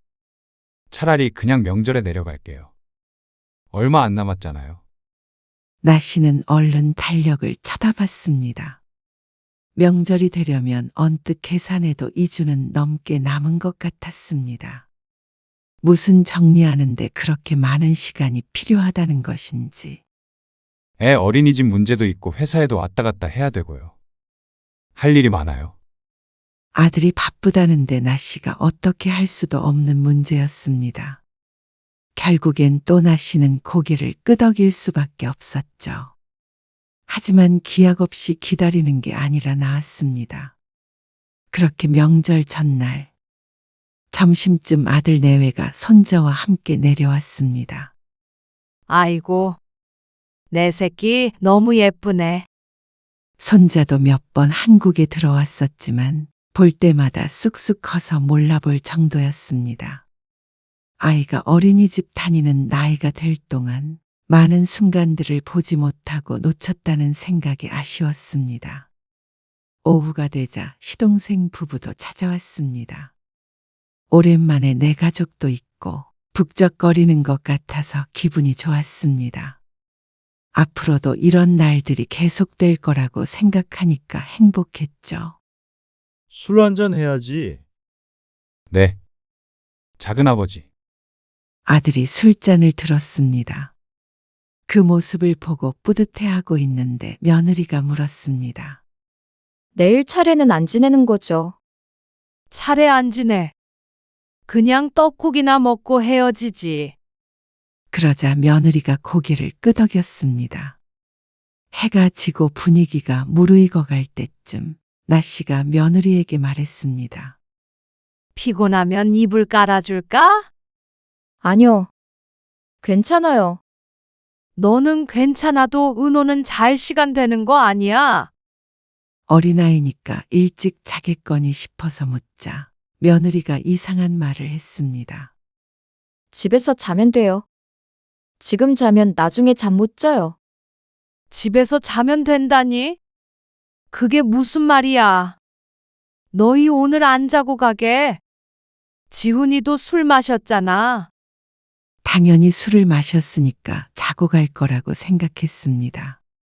아니, 아들 며느리가 온다고 한순간부터 곧바로 돌아가는 건 생각조차 해본 적이 없었습니다. 명절 전날 와서 잠도 안 자고 올라가는 자식이라니. 나씨는 들어본 적이 없었죠. 그런데 며느리의 얼굴은 태연해 보였습니다. 뭐가 문제인지 모르겠다는 듯한 표정이었습니다. 제가 운전해서 가면 돼요. 지훈 씨한테도 말했는데 오늘 돌아간다고. 그러자 옆에서 그 얘기를 들었는지 아들이 말했습니다. 아, 저희 오늘 올라갈 거예요. 어차피 차례 안 지내니까 크게 상관없지 않느냐며 참 무심하게도 말했습니다. 차례를 지내고 안 지내고가 중요한 게 아니라 명절 당일도 같이 안 보내고 가버린다는 게 이해가 가지 않았습니다. 중요한 일정이 있는 것도 아니고 또 귀국한 기념으로 만난 자리이기도 한데 말이죠. 자고 가. 이불 빨래 싹 해놨어. 내일 아침에 떡국도 먹고 가야지. 아니에요. 잠은 집에서 자는 게 좋아요. 잠을 밖에서 자는 게 좋아서 자는 사람이 어디 있나 싶었습니다.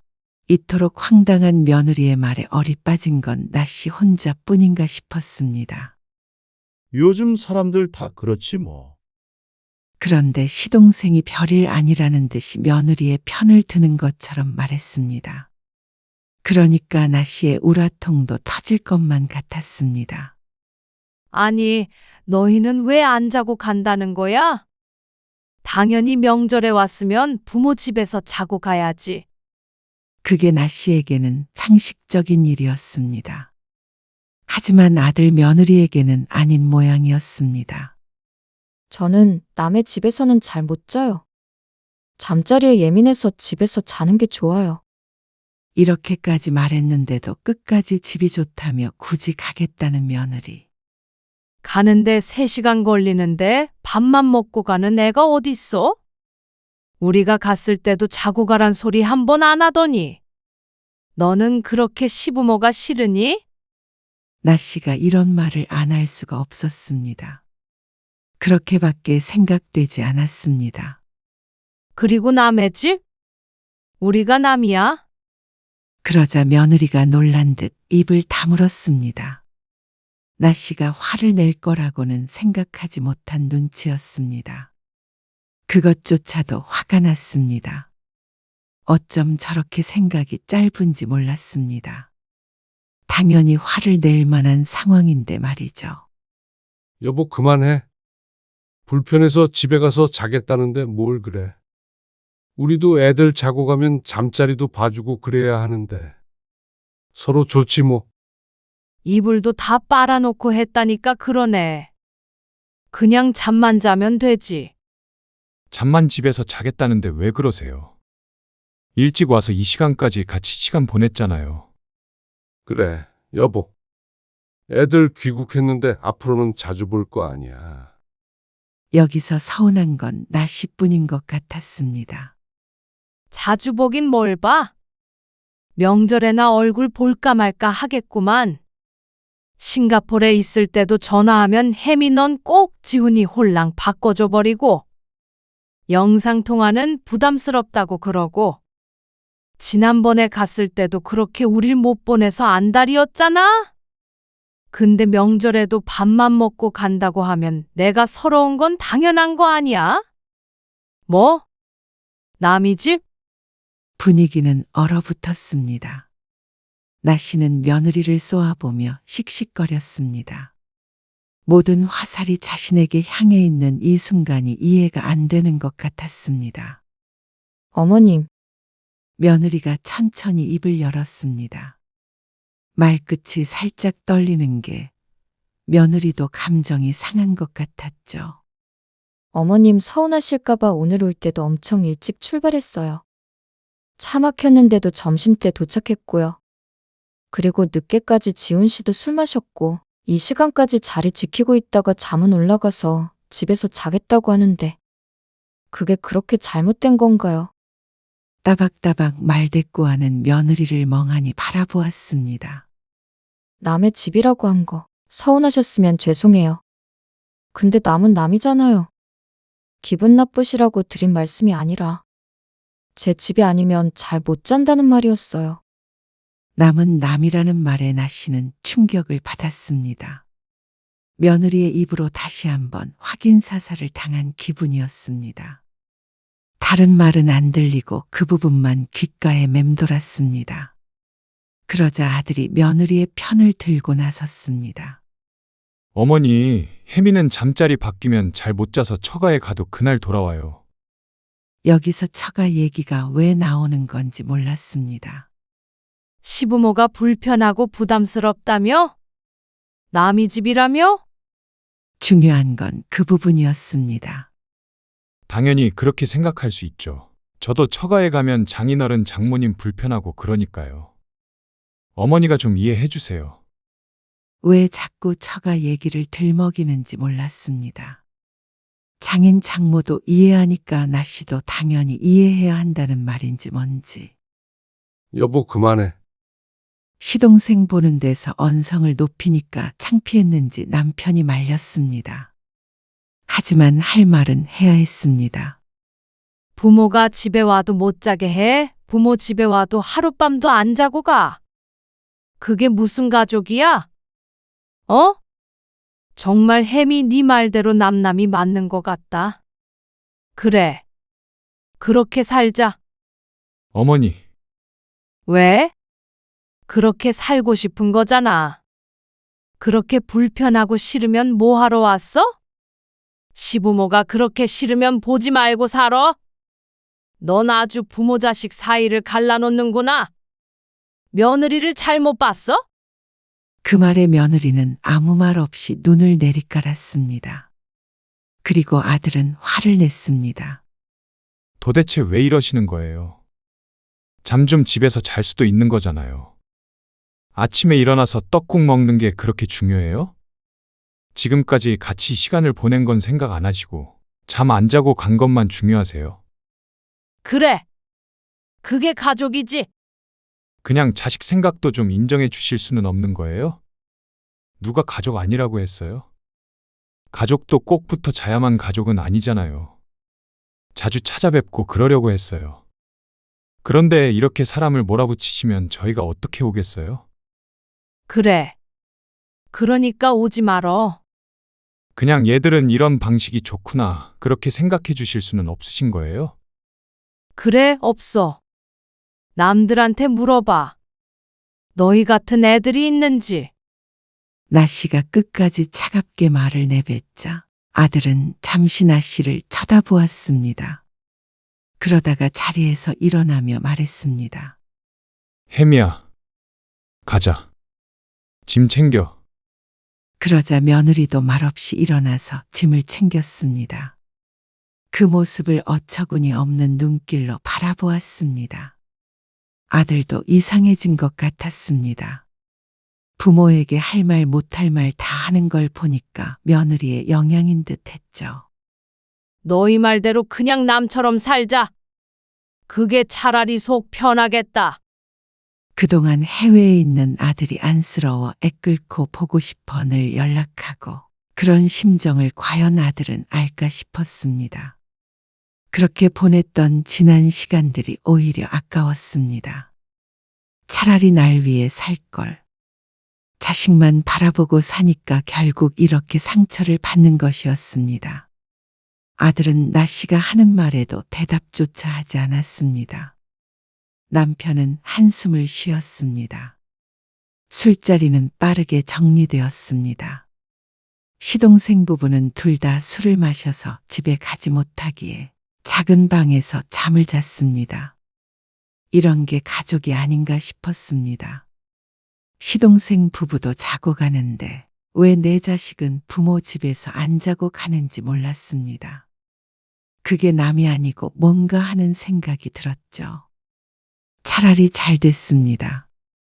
지난번에 싱가포르에 있을 때도 결국엔 나씨가 젖었는데 이번에는 그럴 마음이 없었습니다. 앞으로도 이럴 걸 생각하면 차라리 안 보고 사는 게 나았죠. 그런데 모두 잠든 새벽. 나씨가 뒤척이면서 잠을 못 자고 있는데 남편이 조용히 말했습니다. 뭐하러 그랬어? 지훈이가 애도 아니고. 하고 싶은 대로 해야지. 부모라고 자식한테 막 그러면 안 돼. 은호 엄마도 얼마나 상처받겠어. 시어머니가 그렇게 말하면. 꼭 나씨를 나쁜 시어머니라고 말하는 듯 했습니다. 나씨는 대꾸 없이 일어나서 거실 소파에 누웠습니다. 남편은 뭐가 그렇게 신세대라서 아들 며느리를 다 이해하는지는 몰라도 나씨는 이건 예의 문제라고 생각했습니다. 아들 며느리가 부모를 우습게 여긴 것이었죠. 그런데 한편으로는 자신이 좀 심했나 하는 생각도 들었습니다. 남편까지 저렇게 말하는 데에도 이유가 있을 테니 말이죠. 내가 정말 그렇게 나쁜 시어머니인가? 속으로 생각하다가 뒤돌아 누웠습니다. 아무리 생각해도 먼저 서운하게 한 건 아들 며느리였습니다.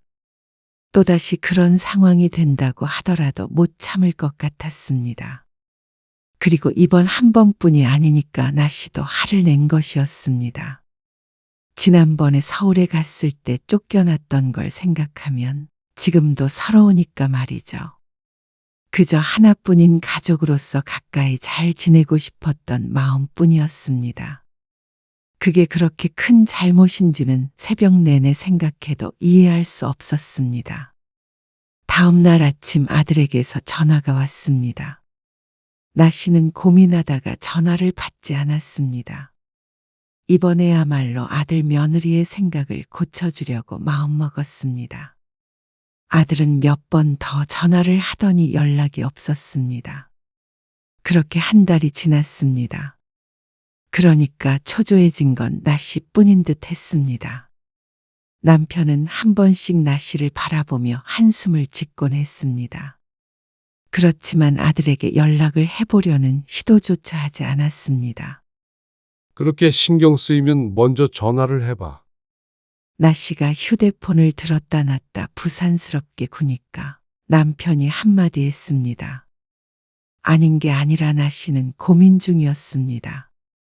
한 달 동안 연락이 없는 걸 봐서는 무정한 아들이 또 계속 안 보고 지낼 생각인가 싶어서 걱정이 들던 참이었습니다. 하는 행동을 보면 그러고도 남을 놈이었습니다. 물론 며느리는 생전 먼저 연락하는 법이 없었고 말이죠. 그리고 손자도 보고 싶었습니다. 아들이 귀국만 하면 마음껏 보고 살 수 있을 것 같았는데 어째서인지 해외에 있을 때보다도 멀어진 것 같았습니다. 결국 또다시 한 달이 흘렀을 때 나 씨는 두 손 두 발 다 들고 말았습니다. 자식을 이기는 부모가 없다던데 나 씨는 늘 자식에게 약자였죠. 나 씨는 아들의 번호를 눌렀습니다. 한참을 기다리자 신호음이 끊기기 직전 아들이 전화를 받았습니다. 네. 어머니, 나 씨는 망설이다가 말을 꺼냈습니다. 가족끼리 그렇게 남보다도 못하게 살면 안 되는 거잖냐. 내가 뭐 며칠 동안 자고 가라는 것도 아니고 또 온다고 시집살이를 시키는 것도 아닌데 뭐가 그렇게 불편하다고 그러는 거야. 그냥 성격이 그래요. 자식도 그런 게 부담스러울 수 있는 거잖아요. 1년에 몇 번이나 본다고 그래? 그러면 너는 부모도 서운할 수 있는 거 이해 못 해줘? 그렇다고 그렇게 말씀하시면 안 됐어요. 저희도 독립적인 가정이에요. 서로 존중하면서 적당한 거리로 살고 싶었어요. 그래, 알았다. 알았어. 그러면 자고 가란 소리 안 하면 되는 거야? 결국 나 씨가 물러섰습니다. 아들의 고집을 꺾을 수가 없었고 이대로 더 밀고 나갔다가는 정말로 싸움이 끝나질 않을 것 같았습니다. 그러면 올 거지? 아버지 생신에 밥만 먹고 가. 그런데 당연히 그렇다고 대답할 줄 알았던 아들이 예상과는 다른 대답을 했습니다. 당분간은 못 갈 것 같아요. 뭐? 왜? 햄이 상처 많이 받았어요. 못 갈 것 같대요. 그리고 저도 가잔소리 못 하고요. 아니, 앞으로 안 그러겠다고 했잖아. 만약 제가 처가에 가서 그런 말 들었다고 한다면 어떨 것 같으세요? 그러자 말문이 막혔습니다. 그런 소리를 듣는다면 화가 날 것 같았습니다. 아들은 전화를 끊었습니다. 그리고 아들에게서 다시 전화가 오는 일은 없었습니다. 그때부터는 나 씨가 전화해도 받지 않았습니다. 며느리도 마찬가지였습니다. 남편은 그게 자식에 대한 배려가 없던 나 씨의 탓이라고 했습니다. 하지만 나 씨는 억울했습니다.